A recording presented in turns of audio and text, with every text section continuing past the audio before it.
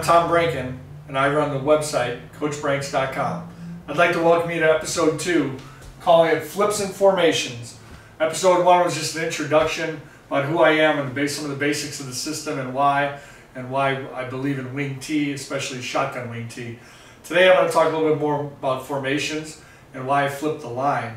Won't get into too many details about flipping the line, but you're going to understand why my formations are the way they are when we talk about the formation. So, again, I love the feedback from episode 1. A lot of people reached out on direct messaging and email and even some text from some of the guys I've corresponded with before. My Twitter handle is @Branks10. CoachBranks.com is the website where you can find this, and there's links to the YouTube channel. And then the website, or my email is coach.branks@gmail.com. So let's get into it right away. Episode 2, Flips and Formations. Let's talk about flips. My formations and my play calling system are based on strength. There's a strong side of a formation and a weak side of a formation. You're going to see why that plays into calling the offense so easily. Talked in episode 1 that it's an easy play calling system, and this is why. The kids need to understand what the strong side and the weak side of the formation are. And for that reason, I'm always going to have a strong guard and a strong tackle. My tight end is my Y, my wing back is my Z. And there's modifications you can make that based on personnel. Then I'm going to have a quick side guard and a quick side tackle. Flip the line for a few reasons. One, it's real easy to do. It's not that difficult for the kids. They need to just know the 5 guys in the middle here need to know strong side, weak side. And if you're a strong guard, you really only need to know buck sweep, the strong buck sweep from one side, from the strong side. And whether you're on the left side or the right side, if you're on the strong side, you're blocking down. Gap down backer, inside wall of the tunnel, we'll get into that in a different episode. If we're running power and you're the quick guard, then you're in the tunnel, you're the puller who's in the hole. You only need to know that you got to get in the hole. You don't need to know how to run the play from the strong side because you're the weak side guard and power to you is in the hole. The strong side guard's got to know that he could have a double team or he's blocking down. So the learning curve is easier. The kids need to learn basically half the offense, which is a big deal because we don't have 2 platoon where I've coached. We're a 4A school, pretty big, but our best players are going both ways. Typically, your best lineman is also your defensive tackle or a defensive end, or your guard might be a linebacker. So for us, it was real easy to learn when I went from Highland to Calumet to East Chicago. Calumet and East Chicago both had quite a few players going both ways, so this was important because we just don't get enough time to be able to teach both sides of the ball full time. Instead, you've really got split time. So this facilitated everything. The other reason why I flip, it tells you instead of having a left and right call, so we don't have power left and power right, we have power. So once they have the formation, they know whether it's left or it's right. I don't have to have extra modifiers in my play calls for left and right. I have H power, Q power, and they just know that's going strong side. I don't have to tell them whether it's left or right. That's up to me as a play caller to get them in the right formation so that we run the play to the correct side of the field, whether it's field or boundary or whatever. What I'm going to tell you my formations, I have 2 formations, and they can be modified to do anything anybody wants to do. But I believe in having 2 formations because it's simple. So what I did, and I stole this with his permission from Coach Paul Cornwell out at A.D. Grifton High School in North Carolina. I asked him for some help when I saw some video that he had on shotgun wing T, and this is what he did. This is typical 100 formation if you're a traditional wing T guy. You've got a tight end and a wing, fullback, another halfback, who could be up here, but traditionally we were running a lot of it here, and then you got a wideout, we called him the X. All Paul did, and I love this idea, was he backed up the quarterback and then moved his F over and then put the H in the slot. So you still run the H. He's still a running back. He's still going to come into the formation to run powers and jet power read and buck sweep. But now your F becomes a threat to be able to run buck. As long as you control backside A gap, which we'll talk about that when we talk about buck sweep in a different video. But I can run buck now with my Q, my F, or my H. And I even have a modification on my X. But this is what Paul came up with, and I loved it. Think of a compass. You got north, south, east, and west. Well, this is east. Strong right is east. You're really easy for the kids. Kids pick it up. It's simple for them. They know left, right, east, or not left, right, north, south, east, west, never eat soggy waffles, all that stuff. East is strong right. So this is my strong right with tight end and wing attached. Basic rules. The Y and Z are always together. Oh, let's back it up. Since the line flips, strong, this means my strong guard, strong tackler to the right and east. My quick guard, quick tackler to the left, because that's my weak side. My quick side is away from the strength. Basic rules. Y and Z always stay together. Easy because it's the alphabet. The last two letters, they stay together. Y is always on, Z is always off. F is always weak side. So he's, in this case, east is strong side, he's on the left. My H is in the slot, he's always off. My X is always on, he's always the furthest outside. Real easy. Now here's the modifiers. Well, if I go west, it just flips. Easy enough, correct? So if I were to flip everybody, I have a west formation. East is strong right, west is strong left. Say you want to go 2 by 2. Real easy. We kick the Y out because he's on. Now I got 2 by 2, and I'm going to call that jokers. And I'll show you in a reason why. In a second why. Jokers to the right. Clowns is to the left. So if I flipped the first formation, I'd have east and west. If I flip my 2 by 2, think of clowns and jokers as buddies. That's what I tell the kids. You got to have more. It's plural. It's clowns and jokers. There's 2. 2 by 2, come with your buddy. If I am strong left, I have clowns. There's an L, there's an R in jokers. So I have the clowns to the left, jokers to the right.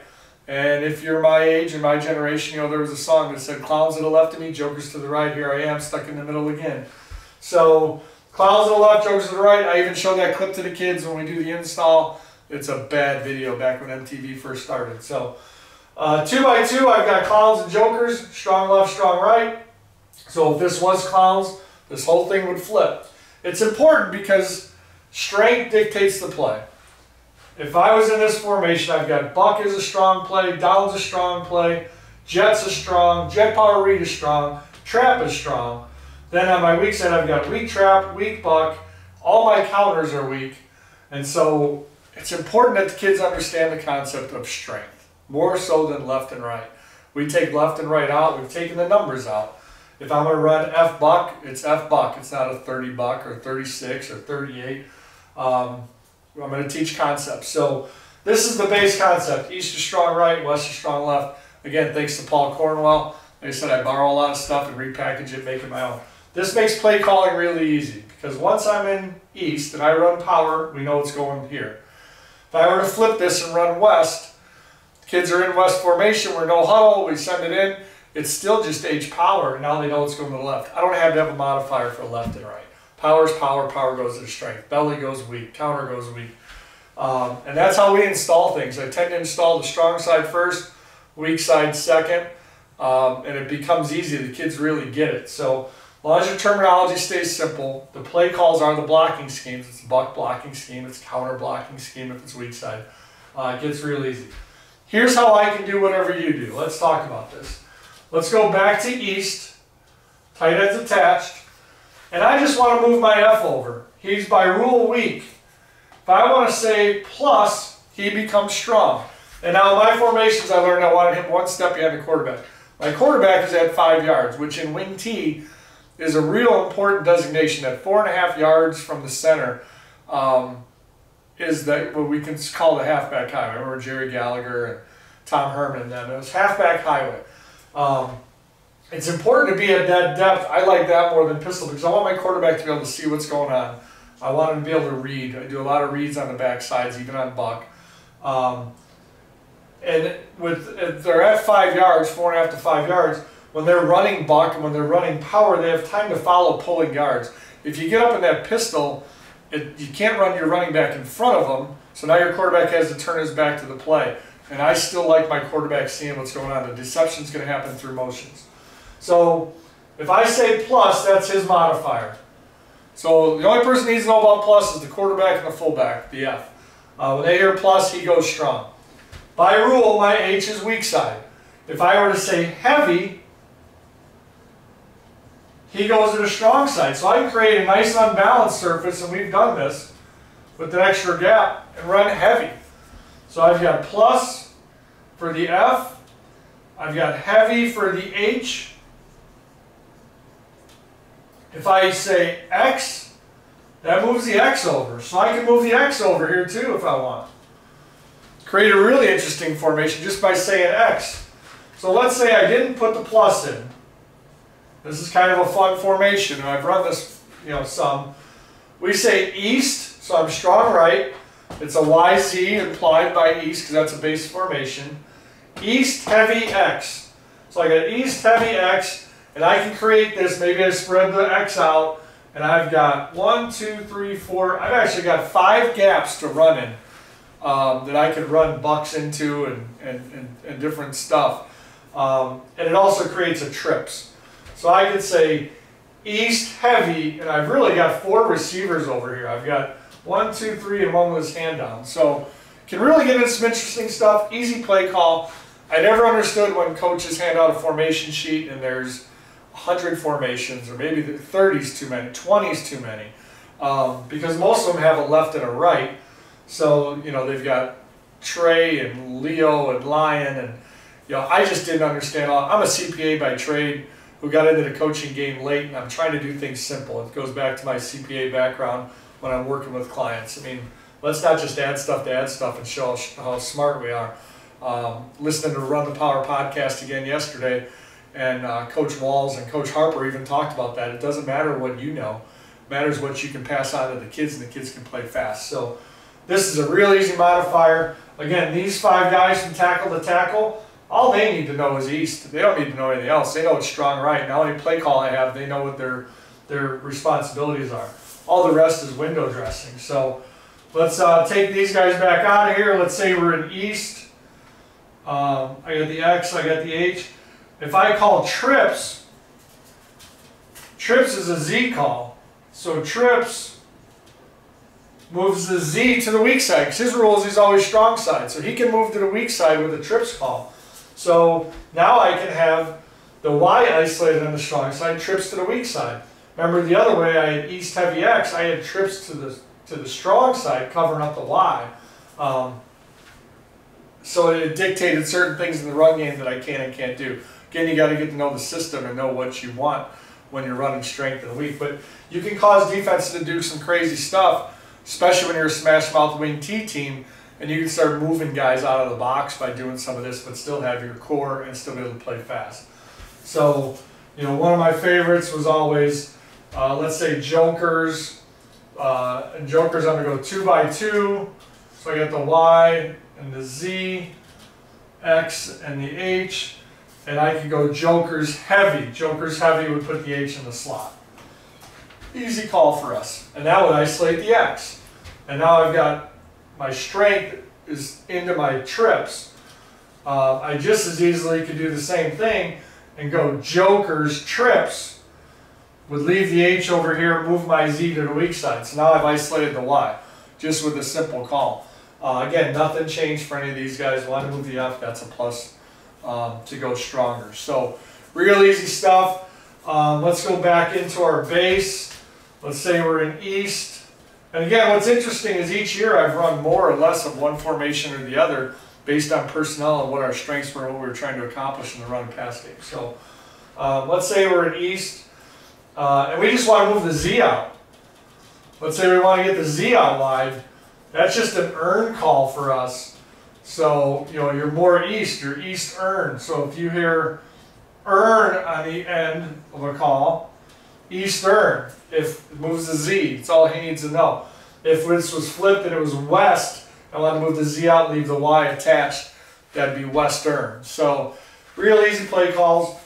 Thing I added when I was at East Chicago due to injuries and just some running back issues we had, is we had a formation we just called it doubles. So in this case we were in East, and if we said doubles, the F went plus and the H motioned into the backfield, gave me a two-headed monster in the backfield.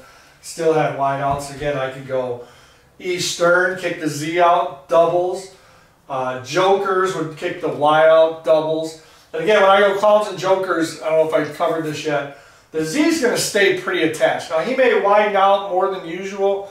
Instead of being 1 yard wide from the last man on the line of scrimmage, he may widen out a little bit more. But his rule was always, you just got to stay as close as you need to be able to create a down block on Buck. Anything after that, he can get wide. There were times we just spread them out. There were times we stacked them up. If we said stack, and I was in clowns or jokers, in this case it'd be jokers, we would go ahead and stack these guys up. So if we were in jokers, stack, and we just told them stack, it would look like that. Real simple.